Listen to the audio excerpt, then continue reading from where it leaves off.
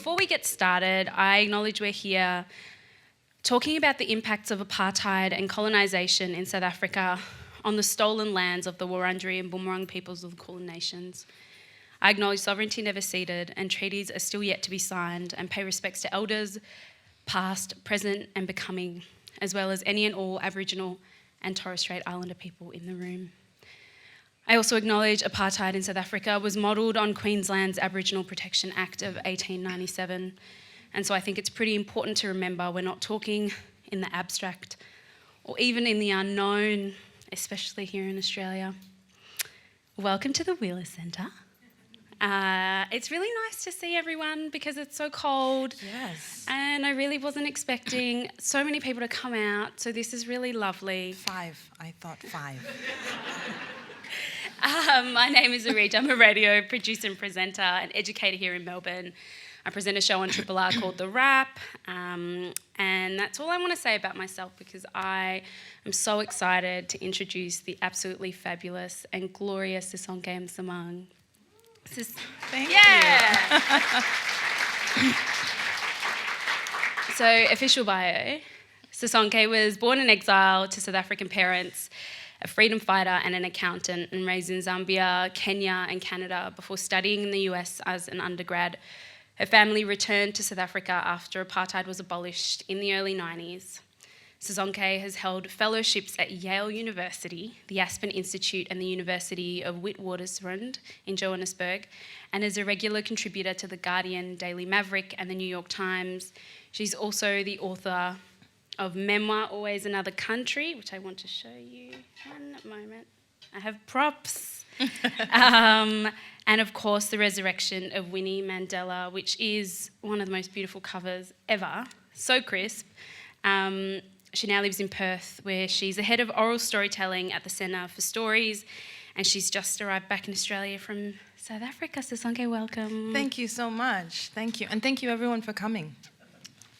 So you did just come back from South Africa just last week. Thursday, yeah. Thursday. Ooh. What kind of conversations have you been having over there about the book? Lots of interesting conversations. South Africa is always interesting. We always seem to be having an election, much like this country. Actually, Australia maybe a few more elections or changes of leadership. So we've just had an election, so it's a very nostalgic moment for many South Africans. Although I went out for a coffee with a young man who's a journalist, and he had reached out to me, so he said, oh, let's meet up. And he was covering the inauguration. We have a new, so we've had a president called Cyril Ramaphosa, and he's now been elected into office. And so there's a sense that, you know, the country is on the mend, and there's this like real sense of optimism. And so I was having a coffee with this young man, and when I say young, I mean like, you know, he was born in 1994, so that's incredibly young to me. I won't ask. And so we're having this conversation, and I said, you know, was the feeling nostalgic in the stadium with the inauguration and the president, you know, putting his hand on the Constitution? And he said, you know, nostalgia's for old people. Which is true. And I had not realized it because I am now in that category. But yeah, so there is a very interesting way in which like all these ideas about the past, which is very much what the Winnie book is about, are kind of, there's a way in which young people are taking ideas about who Winnie Mandela was, but also about what the struggle for freedom meant and what the anti-apartheid movement was, and making it their own in ways that aren't nostalgic. And I found that fascinating in a lot of the conversations I was having about Winnie, but also linked to this bigger conversation about South Africa and its future. Lots of older people looking back, and lots of younger people have no measure for looking back. Yeah. Yeah. And you say that politics is a national obsession in South Africa. What do you mean by that, and how is that different to here? I think it's very different from here. So I think there's the cognoscenti are interested in politics, right? These types of people. But I think more broadly and more generally, and I think this election here in Australia showed it very well, that people vote because they have to. People are, have had a gutful, one of my favorite Australian phrases, have had a gutful of politics, and that it's not an obsession, right? So it's part of life, and this is one of the luxuries of living in a country and an economy where things aren't life and death for most people, right? And in South Africa, politics is a national obsession because for so many years, politics determined where you would live, who you could love, where you could go, whether you were rich or poor. All of that was, determined by the political agenda, and so it is very much continues to be a national obsession for us. Yeah. And I have read both of these books, absolutely love them both. And in your memoir, Always Another Country, it is also like the subtitle of that, the subheading is A Memoir of Exile and Home. You were born in exile. What does that mean? I mean, it means that my father left South Africa in the early 1960s to join Mkhonto weSizwe, which was the military wing of the African National Congress. He did so about a year before Nelson Mandela was captured and sentenced to life imprisonment on Robben Island. And so that meant a young man who was 21 years old when he left his country and thought that he would just train up and learn how to shoot a gun and then come back into the country, within a year, ended up spending 30 years in exile. And so he couldn't come back, and so ended up, meeting my mother and having my sisters and I, and living this whole life essentially in this limbo of waiting to come home, waiting for freedom, fighting for freedom, but also waiting for freedom to make it possible for us to live at home. And so it meant, growing up in exile means growing up thinking that you are not from the place where you are living, that you belong somewhere else. But it also means growing up with a very coherent identity, like there is a place where you do belong. And eventually in the 90s, you went back to South Africa. What were you expecting and what was it like? So I think, we were expecting, when we came home, my father, I went home before everybody else. I was very gung-ho. I was 17. Nelson Mandela had been released. And so I got on a plane. I was like, I am going. And my dad was like, don't know who's going to be there to arrest me. I was like, I didn't break any laws. So I think there was a lot of trepidation amongst those who had fought and those who had been actively involved in the struggle. But as a teenager, I just was so curious, and I was just so ready to see this place. So I was very excited. And what it was like was strange, and in many ways very surreal. The idea of finally going to this place. And the things you think about when you're growing up is like you think about what it will look like, and you think about how amazing it will be to meet your grandparents, and that was amazing. But you don't realize that you're going to look like people. That you have these cousins, and you look like them physically, and you could not sound any different, right? And you couldn't have grown up in any more different circumstances. So that took a lot of getting used to. But it was very emotional. I remember seeing my grandfather, meeting my grandfather for the first time, and going to the house in Pietermaritzburg where my father had left, and he had gone on.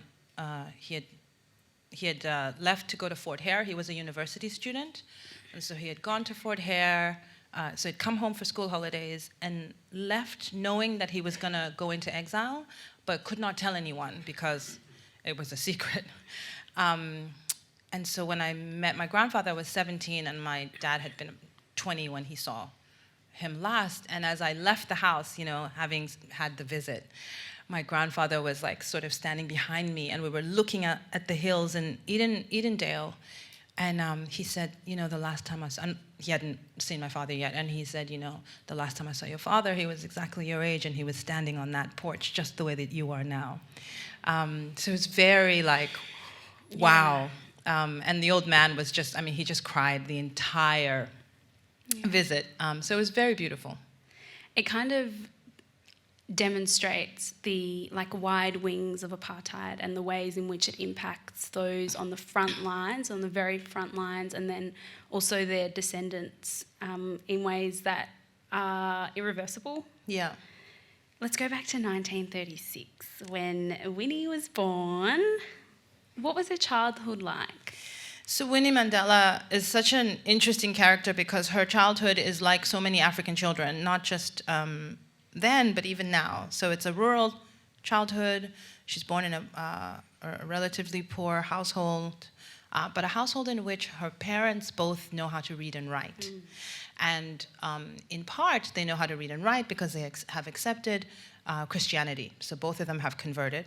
Her grandmother is a strong influence on her life, and her grandmother has no time for Christianity and doesn't understand why her children have adopted these new names and these new ways of being. So Winnie grows up in this milieu, very much influenced by traditional grandmother, African grandmother, living in a kraal with a big community, but also with parents who care a lot about education. And she came from a somewhat political household as well, right? Yes, so her father eventually becomes in the Bantustan situation, which is just this very absurd and complex political formation that South Africa developed ultimately. He becomes a minister of education. Her grandfather was a chief, so very well respected. So she understood politics, but certainly not yet the kind of politics that Nelson Mandela would one day kind of, offer her. And so then she goes to Johannesburg at, 17? She's 17. So her mother dies when she's 10. Winnie Mandela, like many rural African children, drops out of primary school to take care of her siblings, to tend to the sheep, and then is very tenacious and very naturally intelligent, and so gets herself back into school, goes to secondary school, which again, if we're thinking now about the 1940s in South Africa, is very unusual for a young African woman to go to secondary school, and she passes with flying colors. And she applies to a social work school, and the patron of that social work school is Nelson Mandela. But she doesn't meet him because she doesn't have time for that. She is very studious, but also surrounds herself with this very interesting group of women who are part of this new generation of Africans who are arriving in Johannesburg, this sort of melting pot city that's very cosmopolitan. So think Chicago, think Harlem in the 1920s. It's a really kind of Renaissance-y type, kind of time. So there's lots of music, and there's Sophia Town, where different races are kind of bumping up against one another, and so it's a dynamic time. And so Winnie Mandela arrives in Johannesburg at this time. And I kind of want to go into, I don't want to necessarily start kind of just going through her whole story, but I think that, of course, Nelson Mandela is such a pivotal and central part of her life. He was her husband, and they shared an epic love story. How did they meet? So the wonderful thing about how they meet is that she sees him before he sees her. But because men like to think often that they choose us in heterosexual relationships, he doesn't know for a long time that she has seen him first, and she's making her decision about whether or not she's gonna, approach this guy. So he is representing a friend of hers in a trial, and she's sitting in the gallery, and she's watching him. He's a young lawyer. He represents lots of black clients in the Johannesburg area, many of whom are being evicted. So his law practice is booming. And so he represents a friend of hers. So she sees him first, and then she causes herself to come to his attention. And she meets him then later on, a few months later, with a friend of hers, Adelaide Tambo, and they get an introduction, and he is, immediately smitten. She was an incredibly beautiful and glamorous woman, and so they immediately hit it off. He is in a breakup situation with his previous wife. And part of why he's breaking up with his previous wife, Evelyn Massey, is because he refers to her as a religious fanatic. So she is really, really, really into religion, and she is not interested in his politics. And so he finds in Winnie Mandela a young woman who is incredibly interested in politics, and who has already begun to form quite a clear and solid political identity herself. I didn't really know the extent of their kind of epic love story until I read this. And I think there's so many layers to it, and also so many things that are actively forgotten about the way in which Nelson Mandela loved Winnie. There's a part in the book where, you know, he has decided to go on the run, he's a fugitive, and he finds ways to stay in contact with her, or he drops signs that he's around and that he's thinking of her. Yeah, I mean, one of the reasons why I wanted to write this book was because obviously when many people think about Winnie Mandela, they think about the woman that she became, and they think about all the scandal and drama that surrounded her, and I think it's important to talk about that. Mm-hmm. But I wanted to also, and part of that has meant distancing her memory and her legacy from that of Nelson Mandela, that we have to keep him uncontaminated, as it were. And so looking back into the archive and thinking about her life before she hits this moment, because we live a life before things happen, right? That we are not defined by our worst moment.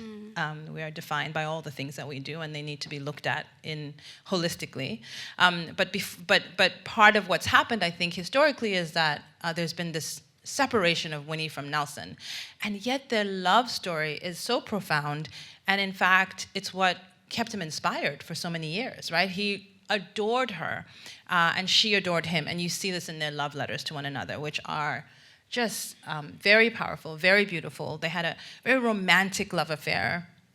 He did all these things. He would, organize for cars to come, and then there would be a driver in the car, and she would get into the back, and the driver wouldn't say anything to her, and they would drive, and then the driver would turn around and pull off his cap, and it would be Nelson. Or they would switch cars 10 times, and there'd be all this stuff, and she'd be like, where am I going? And then in the sixth car that would show up, it would be Nelson. And then they would drive to a farmhouse, and the house would be vacated, and the friends of the struggle, usually well-to-do white people, would have left the house, available for them, and it would be cleared out, and they would be able to spend a night or two together. So it was an incredibly romantic and beautiful love affair that they had, set against a pretty intense backdrop, but also that they really did love each other very much. You mentioned archives. How did you research all of this? I went home. I went to Brantford, where she was banished for 7 years. I went to the archives of the Truth and Reconciliation Commission, which are publicly available. Lots of. One of the great things about Winnie Mandela was that she wrote a lot about herself. One of the things about freedom fighters is they tended to be very egotistical. All of them, the men and the women. She was no different. And so she says a lot about herself in her lifetime. She leaves us with many papers. She leaves us with lots of photographs, and she leaves us with many of her own reflections about what happened. I think about, and I kind of mentioned this before talking about your life and being born in exile, but I think about, again, the personal cost of apartheid, of colonisation, of genocide, of white supremacy. Their profound love was left unfulfilled in this way that is so deeply devastating, and in some ways is too soft when it comes to a revolution, right? When it's time for a revolution, the intimate love between two people suddenly is a sacrifice. Yeah. I mean, one of the things that really struck me as I researched her life was how at precisely the moment that he is getting himself, is getting ready to be released, he is beginning to establish himself as a man whose pragmatic ability to compromise strategically and to carve a path of unity. Just as that identity in him is beginning to be forged, her identity as a radical who is unprepared to compromise is beginning to become self-immolating, right? So he is ascending and she is exploding. And it's precisely at the time when he's about to be released from prison. So it's tragic anyway, but it feels particularly tragic when you look at it in that way, given that they had waited so long. You know, they spent 21 years without ever being able to physically touch one another. They would visit each other and they would put their hands up like this through this thick bulletproof glass. And that was the only thing they could do for 21 years. Not even a kiss on the cheek, right? And they stayed so true to one another in all that time in terms of the loyalty, the intensity of their bond. They would memorize one another's letters because the apartheid censors were constantly going through the letters and blotting things out. And so, you know, I think I put it in the book, but you could see that when Winnie wrote to Nelson, she was writing her best self into being, right? Because she knew that that's what he needed to have the mental strength to continue. Like, she needed to be this particular type of person for him. And she needed him to know that she was okay even when she wasn't always okay. And he did the same for her. So they were very giving. They were very generous with one another in ways that, as you say, colonization, apartheid, all these ways that Black families and communities have been found to be broken, they resisted being broken. They were very powerful in that sense. When they did part, of course, it was personally tragic, but they also both understood the politics of why that was happening. And so Nelson goes to prison, and in many ways, what's happening in the rest of the country outside of the confines of the prison is being projected on Winnie in ways that it wasn't being projected on Nelson. Yeah. How does she deal with that? So I mean, you know, the big guys who went to Robben Island were isolated, and prison is not a joke, and they were treated horribly. But they couldn't be killed, right? So it was going to be too much of a political liability. The state never had an option about making Nelson Mandela a martyr, right? They had to keep him alive, which meant that those guys were protected from a certain amount of brutality. On the other hand, you know, Black South Africans who were living their everyday lives under apartheid regime were brutalized constantly. To be you know, Black in that country at that time was to live in a state of constant terror.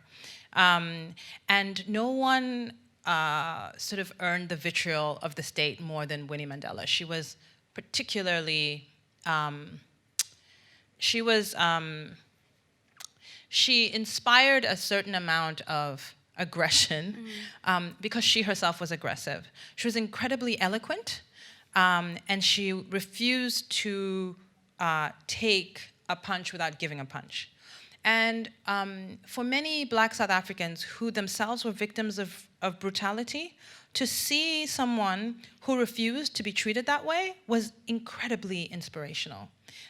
So she was a very public figure at a time, you remember Nelson Mandela's face was not allowed, no one was allowed to see it. We did not know what he looked like for 27 years because his face, he was a banned face, right? And so she became his face and she became his voice. But she did it in a way that was incredibly combative. And this deeply satisfied Black South Africans who had no one else who looked as though they were standing up for them. So she was really remarkable in that sense. Very dynamic, very charismatic, but very powerful. Yeah. And she has to send her daughters away because it's becoming too unsafe. Constantly under harassment. So the state, when the girls enroll in primary school, the police come to the school and say, you're not allowed to enroll children of terrorists here. You need to move them on. And every new school they enroll, the same thing happens. The principals are harassed until the children are kicked out. Winnie herself, of course, is prevented from working. She's a banned person, and so she's not allowed to be around more than 2 people at a time who aren't family members, which means it's impossible to, secure work anywhere. So the harassment is constant. She's arrested constantly. One of my favorite stories is, of course, is that the police raid, and this is when they take her to Pretoria Central. She's kept in solitary confinement for 491 days. She's tortured. The lights are kept on for 6 days in a row. The police accuse her of sleeping with communists, completely conjured, right? So Nelson has been in jail for about a year and a half at this stage. And so how they tried to break her spirit was to insist, and it's not an accident, right? She was an incredibly beautiful woman. And so white men and black men, her whole life, used her beauty, they weaponized it against her, right? So what they will say about you when you look a particular way and when you are a particular kind of woman is that they will say you're a temptress, right? So this is a fiction that is created around Winnie Mandela that comes from the white police and the torturers, and then the gossip and the innuendo about her sex life is used by the comrades and the men on her side, right? So from all sides, she gets this. But one of my favorite parts of the story is when she is arrested, she says so coolly and calmly in her autobiography, Part of My Soul Went With Him, she says, "It was about midnight and I was reading Trotsky." As you do. I think about the ways in which Winnie Mandela's life, particularly when Nelson was imprisoned, was so deeply traumatic. She was imprisoned and tortured. She lost her daughters. She was in a constant state of, she was an enemy of the state in so many number one ways, enemy. Yep. Right? Yep. And then I think about the way in which her legacy is taught, or people speak of Winnie Mandela. And I kind of feel like in so many ways her trauma is undervalued, and there is no acknowledgement of all of what she had been through and how what she's been through impacts decision making in future. Yeah, look, this is a complicated one. Winnie Mandela was particularly interesting to me, not only because she becomes Nelson Mandela's voice, because she embodies the sort of experiences of so many black South Africans who understand what it's like to have a father who is far away, right? Nelson Mandela is in Robben Island, but many of our men were sent to the mines. Many women were single mothers. Like Winnie, she stands in for such a real experience for so many black people in South Africa. So she's interesting to me for those reasons, and she's strong and she's firm and she resists. She's also interesting to me because of her conduct in the 1980s, because she is not just not perfect, but because she is cast as someone who has gone rogue, because she involves herself in violence and in reckless violence. And that's interesting for all kinds of reasons, including that we rarely see women in history who are known to have done that, who emerge from that kind of conduct unscathed. While, of course, in South Africa, in my context and in many other historical contexts, you see men who engage in reckless and violent behavior in the context of revolution, who emerge unscathed, who emerge as heroes.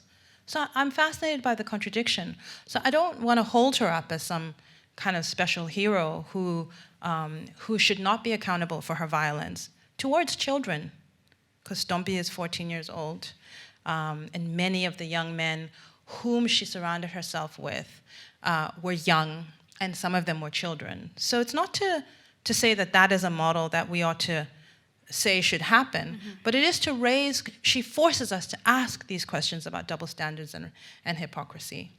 But it's also important, and I tried very hard in writing this book, which is really more like a long essay than a book. I tried very hard to think about how to not pathologize her. Because I didn't want the excuse for her violence to exist in the realm of trauma. Because if we do that, then we must do that for all the men who are freedom fighters who engage in violence, reckless or otherwise.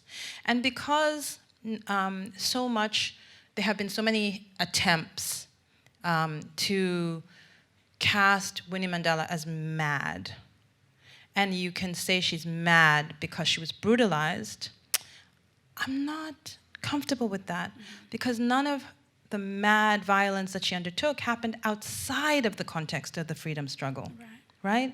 So the 1980s in South Africa were a very violent, very brutal time in which my side, the African National Congress, decided that we would make the country ungovernable. That the only way that we would win against this occupying force, as it were, was to make life so difficult for white people, was to render the townships ungovernable. So Winnie Mandela's actions of necklacing are endorsed by the party. Many other leaders in the party made those statements. The difference, of course, and I think she ought to have known this, so it's not to say she didn't do things where she didn't make real mistakes, quite apart from the violence, is that she ought to have known that her affiliation with Nelson Mandela was going to mean that if you make those statements, people are going to pay more attention. Which is a different critique from saying she ought not to have made those statements because the ANC didn't believe in those things, because they did.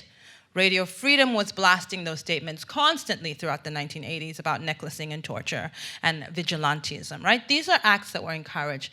But Winnie Mandela becomes this fall guy, right? And I use that term ironically, precisely because she's a woman and because our relationship to women and violence is complicated and contradictory and full of sexism. Yeah.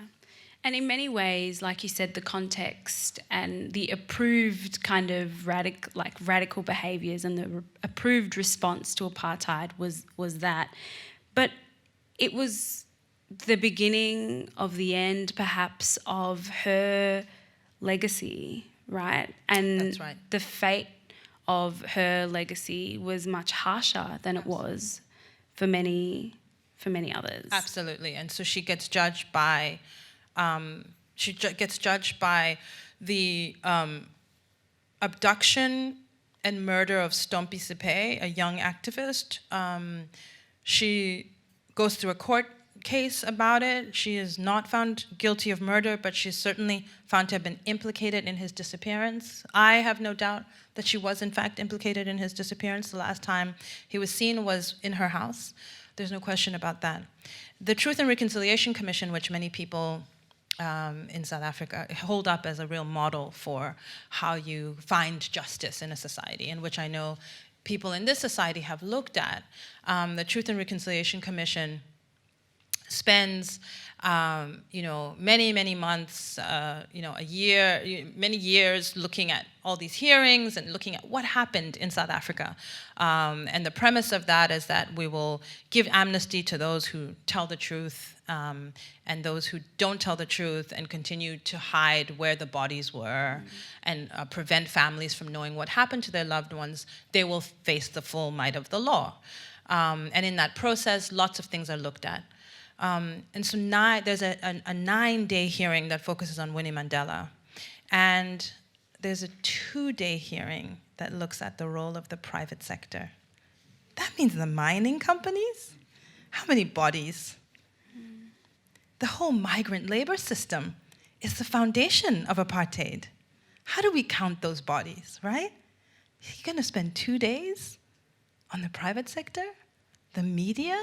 Which, talk about fake news. Like South Africa pioneered fake news, right? Talk about propaganda. And you're going to spend 9 days on Winnie Mandela? What's going on? This is why she's interesting to me. Yeah? Not as some kind of rabid defense of somebody who went rogue, but because of what she says about our country, about the way in which the world wants to understand women's actions versus men's actions. She raises all of these questions about justice, about truth, about reconciliation.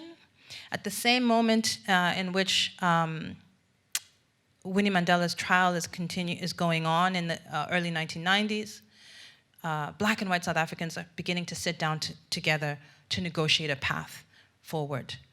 And it's a stop and start. People today kind of want to remember it like it was all smooth and Mandela came out and he shook a few people's hands and it was all good. The path is not straightforward. And there is a moment in which Frederick de Klerk, negotiating on behalf of the National Party, the white people who were in charge, he and Mandela really come to, a standstill. And it's because there are a series of massacres, Boipatong massacre in particular, happen at the same time that we're negotiating a path towards a more just society. There are a series of massacres that are carried out, and it's very clear that there's police involvement. The police that de Klerk oversees. And eventually we find our way. De Klerk never takes responsibility. He says that he doesn't know what's going on. It's clear that he must know what's going on. And the Nobel Prize is awarded in 1993 to these two men jointly, right? Nelson Mandela is given a Nobel Prize, and F.W. de Klerk, he shares it with him. And Mandela, in his magnanimity, doesn't decline. I would have plunged the nation into chaos with my principles and said, no, right? I'm not accepting this award with this guy. But our dear Madiba doesn't do that. He accepts it in the interest of peace, yeah? But it raises a lot of questions that we can forgive de Klerk as a nation because the narrative of reconciliation in South Africa has centered white people, and we can't forgive Winnie Mandela for a number of victims who ought never to have happened to those boys. But we can count them, right? So these are the questions that I'm interested in raising, and this is what Winnie Mandela forces us to confront. You do also say that you're quite transparent about the fact that you intend to redeem Winnie Mandela in the book, and I think that you absolutely do that. So I'm just trying to work out in terms of not wanting to center her trauma or not wanting to, make her look like this huge hero with no faults. How do you rationalize that when you're talking about redeeming her? So I'm interested in interest in the redemption of Winnie Mandela is contingent. Everything in life should be contingent. So for Winnie, it's contingent. So long as we are prepared to forgive de Klerk, we must forgive Winnie. Right?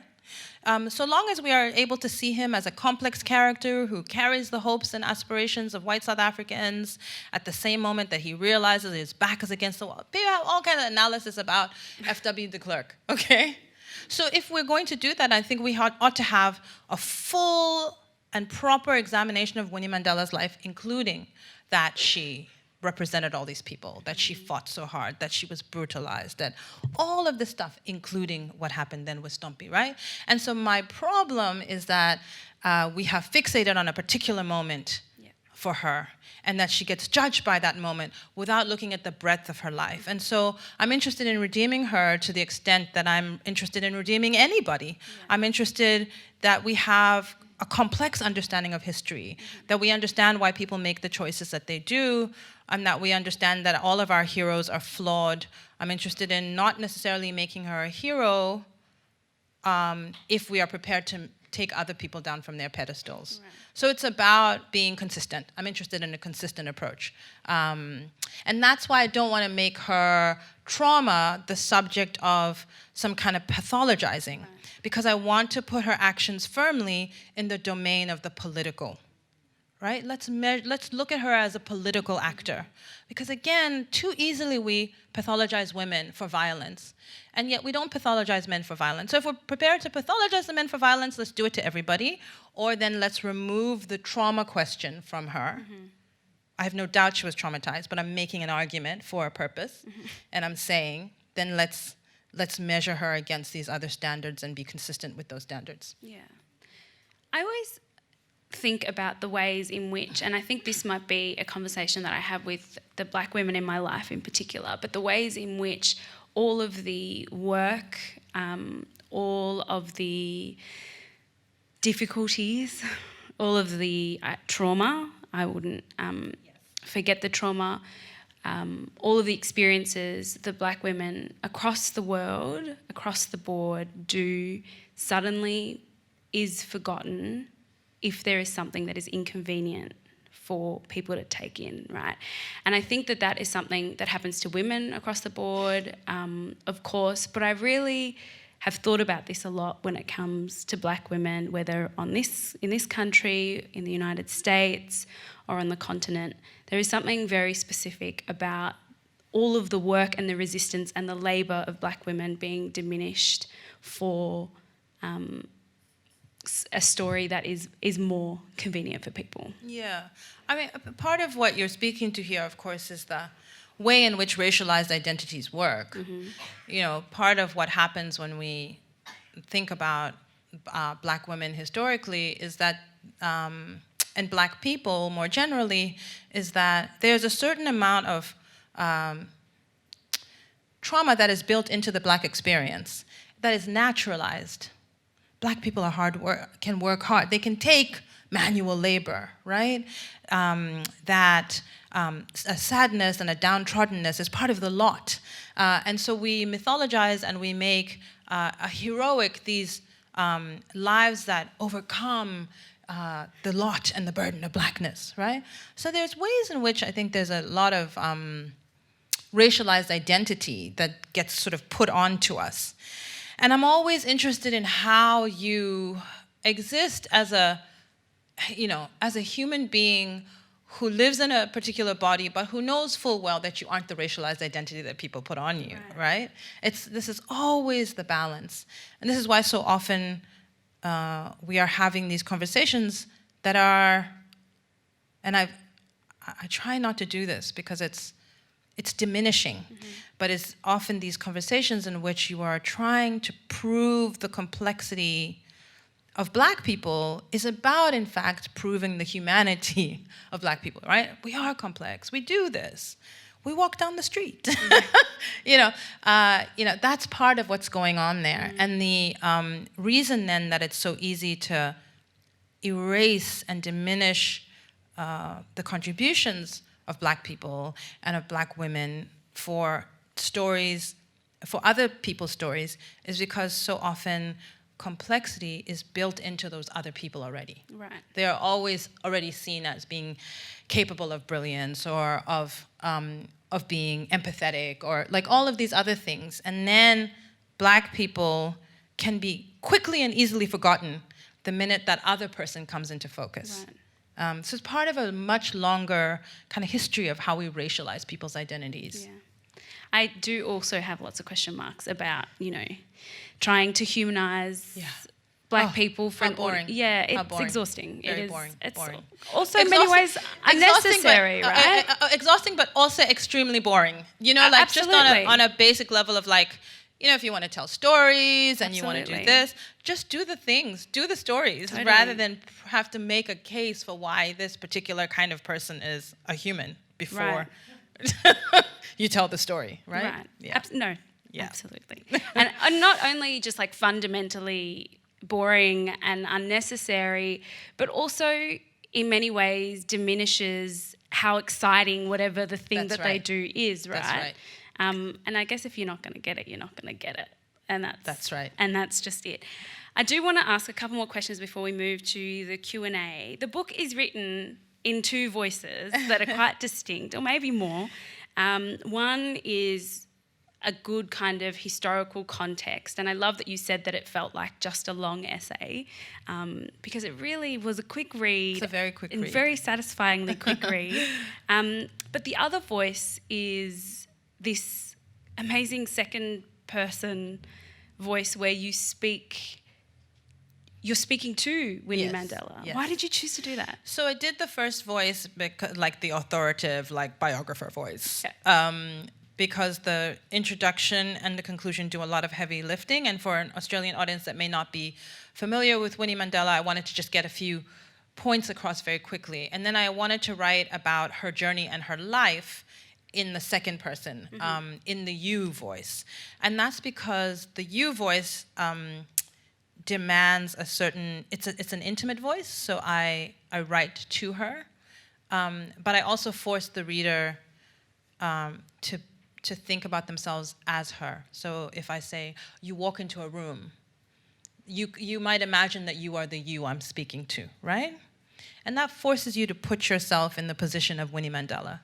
And since so many people, given her persona, don't want to do that, since so much is a rejection of what they think she represents, I am insisting on doing that. So that was part of that, the reason I did that. The other reason I did that is because I also, you'll notice sometimes I address her as Winnie, and sometimes I address her as Ma Winnie. And I interchange that because in the respectful culture that I come from, a younger woman addressing an older woman would typically address her as Mam Winnie, yeah, my mother. But sometimes I want to hold her a bit more firmly in my gaze. And I don't want to call her Mam Winnie because I don't want to afford her that type of respect. Sometimes I know what she's gone through, and so I'm talking about love, and so I want to talk to her like a sister. And when I want to talk about Stompie, I want her to be accountable, and so I want to talk to her as an equal.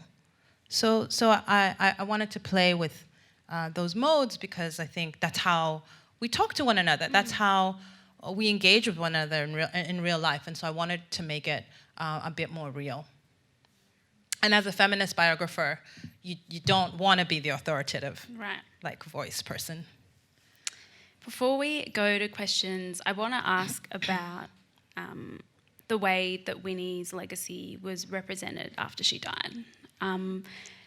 But I'm most interested in the way that this legacy was then disrupted by amazing, mostly South African women online. So she dies, and this is why I wrote the book, because she dies and there's this massive rupture in the country, and half of the South African population is devastated, and all these young women who have reclaimed her iconography because she was the mini skirt, tight t-shirt, afro boots, wearing person, and young women adored that sort of at a very kind of visceral aesthetic level. And she was radical. And then the other half of the country, who are older, more conservative, many white, who were very much victim to the propaganda and fake news of their generation, were gleeful, actually joyful at her death. And that's the place that a writer is like, wow, that's interesting. What's going on? Shall I write about this? So this is where the book comes from, right? There were these two very different kind of opposite instincts in people. And so I knew I had to write into that kind of, the distance between those two positions. Yeah. It's now time to open up for Q&A. I could keep doing this for the next couple of hours, but I think that it's unfair because I'm certain there's so many people in here that want to ask questions. I love questions. Sisonke doesn't mind a comment, but I love questions. So if you could keep it to questions, that would be absolutely fabulous. Also, if there are any black women in the room that want to go first, we've got some amazing ushers on either side, but the floor is yours.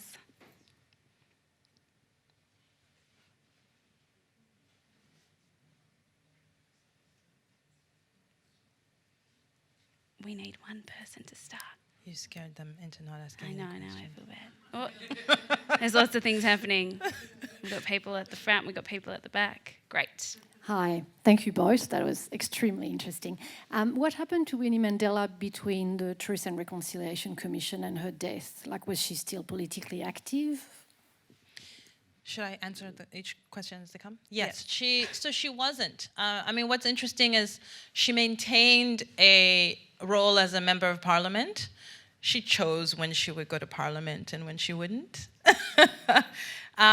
She was appointed as a minister of cabinet in her ex-husband's first cabinet, in Mandela's first cabinet. She fought viciously with him about something or other that was relatively minor. So that argument was really a proxy for their dramas.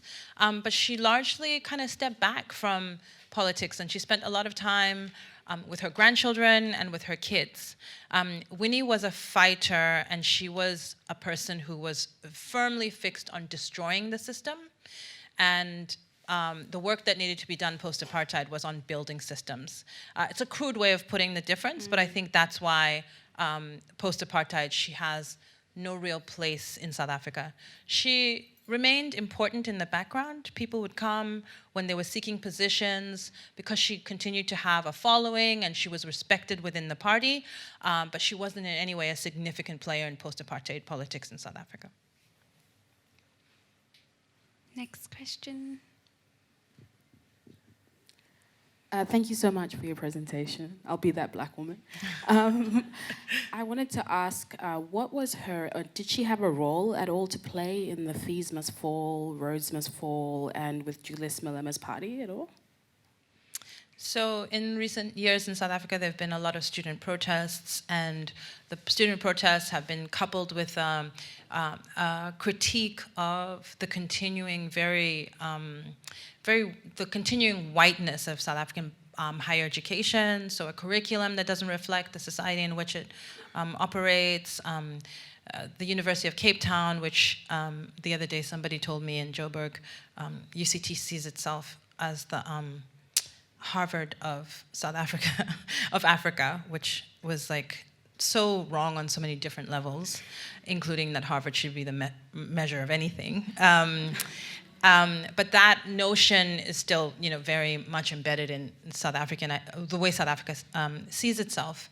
And so these protests sort of captured the imagination of a generation of young black South Africans who have rejected the idea of the Rainbow Nation.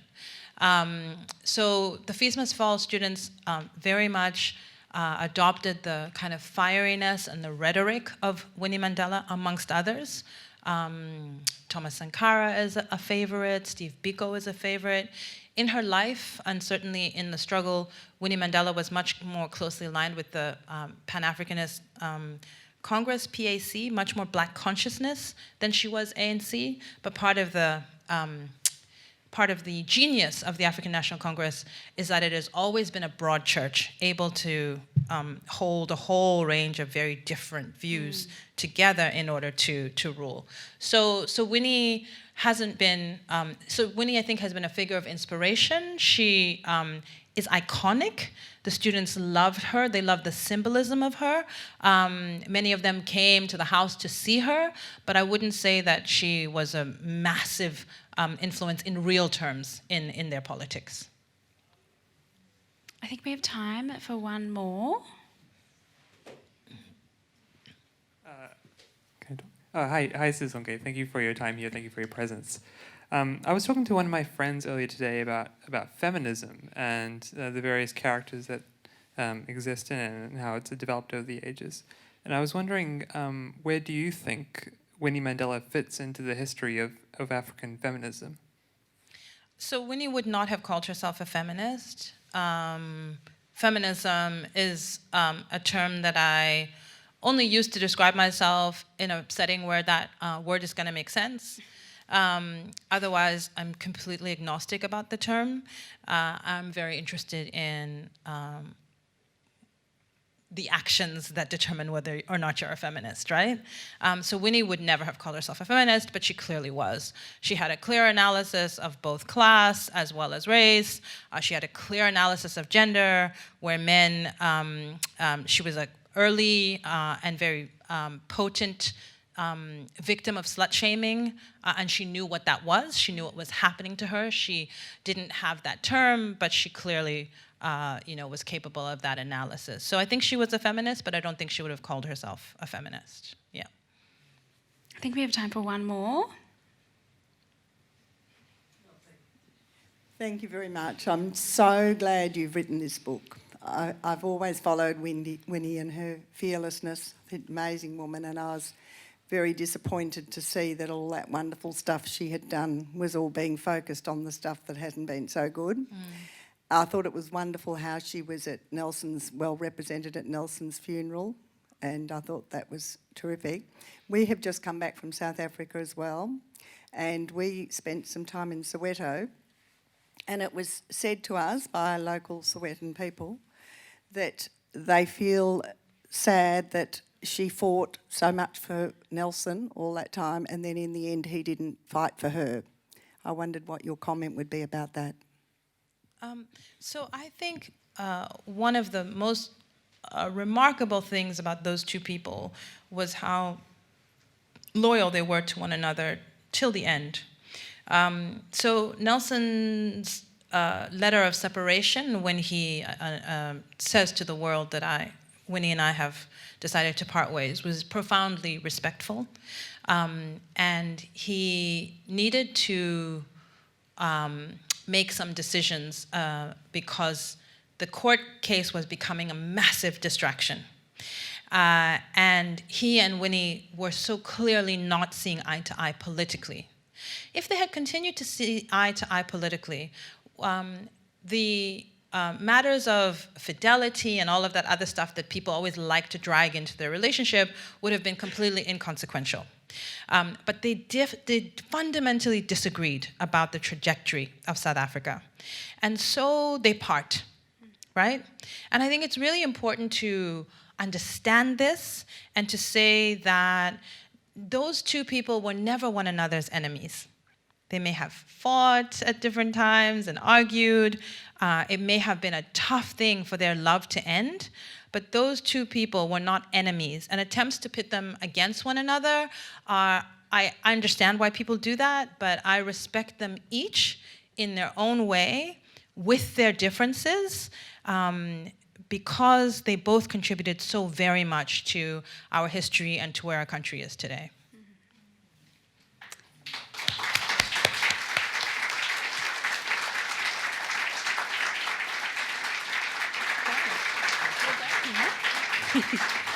And on that note, Sisonke Msimang, thank you so much for writing this book. It is delicious, absolutely delicious. And your questions were delicious and delightful. And thank you very much. Thank you. Visit wheelercentre.com for the best in books, writing and ideas from Melbourne, Australia and the world.